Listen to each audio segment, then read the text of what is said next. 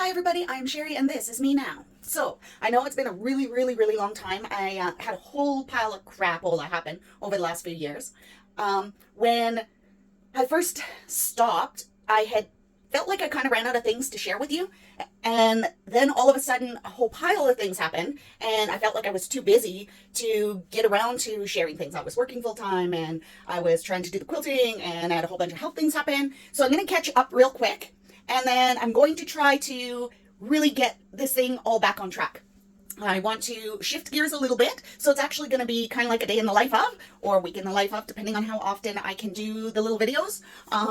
I kind of like to keep it really recent, so I want to keep you guys posted and get everything kind of all back on the level. So, first things first, I think when I stopped, like I said, I had run out of things to do, to post and share, and I don't even know what order everything kind of happened in, so I'm going to give you just a gist of where I am now, so it kind of catches you up. So, I had a heart attack, so that was fun. Drove myself to the hospital. I don't recommend it. Doctors were really jaw-dropped on that one. My heart has a, Cleo wants to say hi, guys. Say hi, Cleo. I'm sure you remember her interrupting. So, where was I? Oh, yes. So, drove myself to the hospital.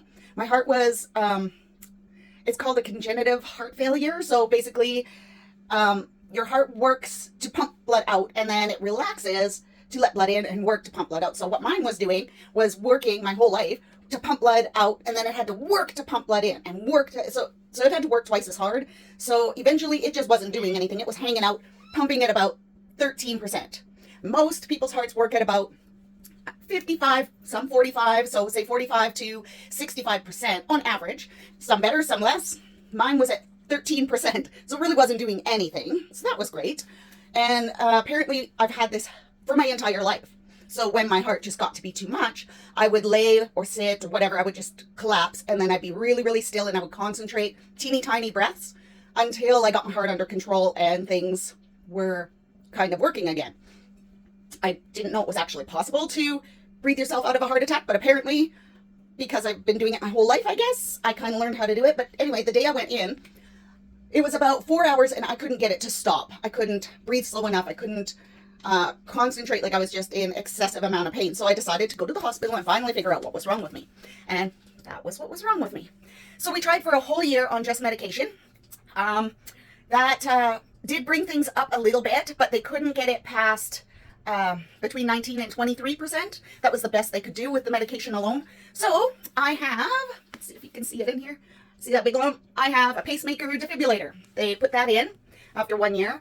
And now I think I sit, I believe, around 45 to 55%. So yay me!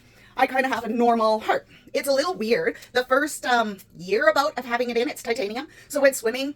And for the first few times I went swimming, when I was buoyant in the water, it was great. And then I tried to stand up and it felt like I had like this lead weight that was like gonna drop out of my chest. So that took some getting used to. I think it was just had to build up all the muscle around it to hold on to it. Now I go swimming and it's fine. I don't have to like hold on to it. But at first I would like hold on to it and stand up because it felt like it was literally gonna tear right out of my chest. So that was fun.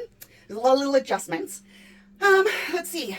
So I kind of got used to that. I go in for regular checkups. They call me for regular checkups. So like I go all the time. Let's see, what else? And I still have to take the meds. I can't just have that. I have to have the meds. So because of the arthritis, that's where this all started. Because of the arthritis meds were already costing me a god-awful fortune. Now I have twice as many meds because there's just as many heart meds as there was. So here's my medicine cabinet. Yeah, it's pretty fun.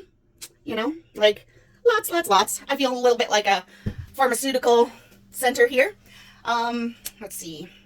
So that's fun to keep track of and keep up on. And the financial burden of that is disgusting. Trying to get any kind of help and coverage is impossible. Once in a while I can get the emergency coverage for 1 month's worth, but since it costs me about 10 grand a year, you know, it doesn't, that 1 month it doesn't help a lot, but hey, I'll take what I can get. Okay, so that catches you up there. Let's see, the business. So sewing, I'm still doing the sewing. We did K-Days 2 years in a row. So last year we did K-Days and it was okay, but there was a lot of learning curves, so we thought, okay, well, we'll give it another year. This year was ridiculous, so stupid. Like, because I'm not a food vendor, I'm a regular vendor, we pay our booth fee, and then it's whatever happens, happens, right?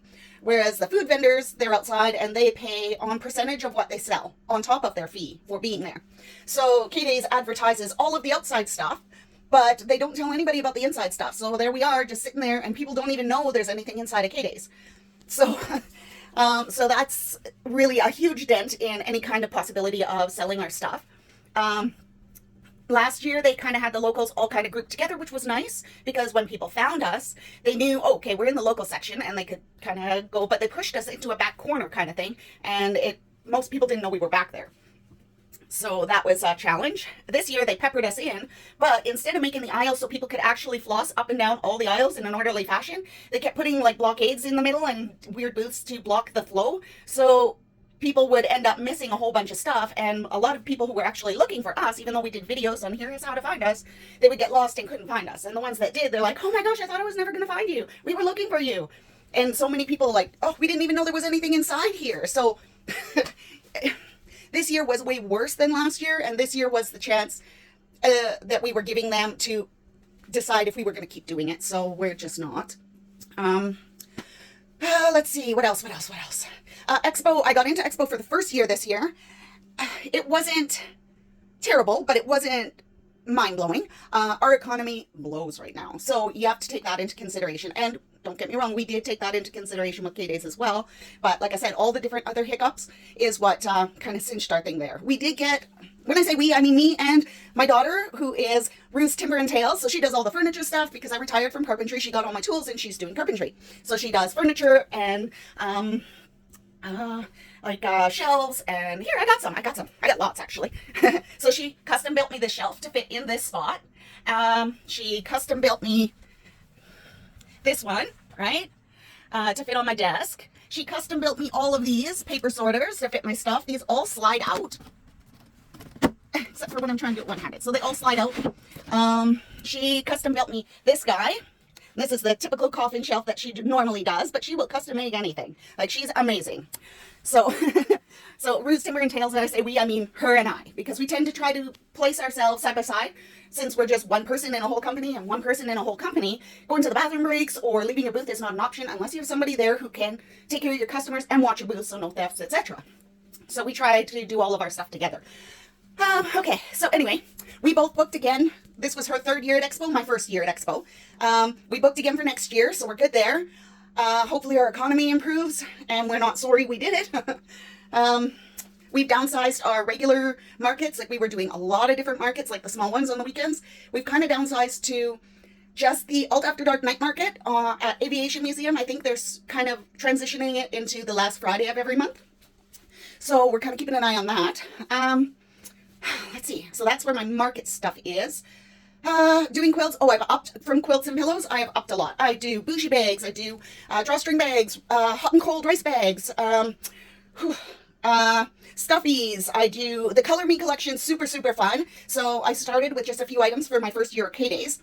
And you remember the Doodle Bears of the 90s? We had the best shit in the 80s and 90s for toys. So much cool shit that you kids just don't have this year, in this time and age. So I'm kind of trying to bring some of that back. So the Doodle Bears, I put my own spin on it. I expanded it. So I have bunnies and I have bears and I have floops. Okay, they're these kind of mousy kind of things with huge ears, bat ears. They're super cute. One of my favorites, actually. Giant pencils. I have, what else? Pillows. Oh, and my brand new items this year were the ponchos, Color Me ponchos. So kids can color them, wash them, color them again, wear their own art. Totally cool and unique for school. And also a little drawstring bag to hold all their pens in that they can color and wash. Now they can also use permanent paints and markers on these to make it a forever art piece, which is super cool. And I do large ones for adults because we all love coloring. Come on. Let's see, what else? I do have a lot of new items.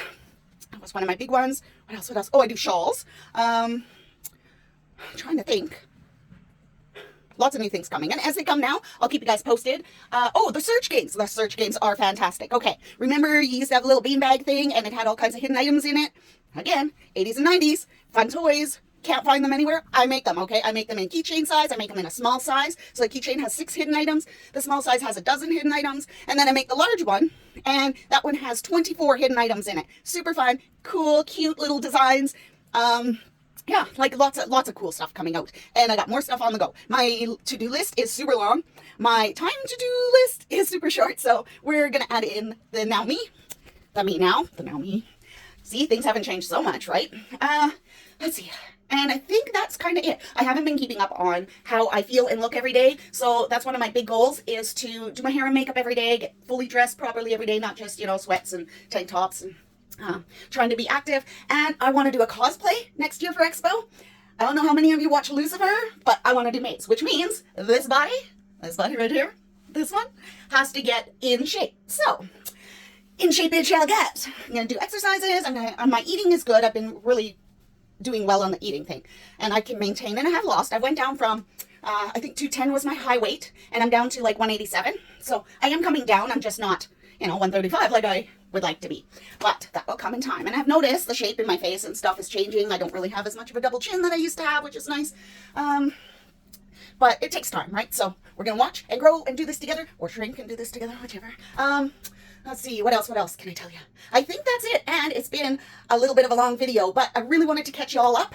I am still in my daughter's and her partner's basement suite, so I haven't bought a house yet, which, you know, I really need to get my business off the ground and selling really good. I will share some quilts and some items and stuff as we go as well, but today is long, so this is the catch-up day. I'm not going to share too much miscellaneous stuff, so still working towards that. Oh, one other thing, I worked for the city before.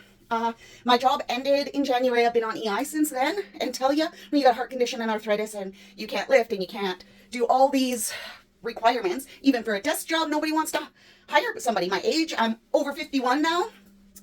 Last year was my big 50.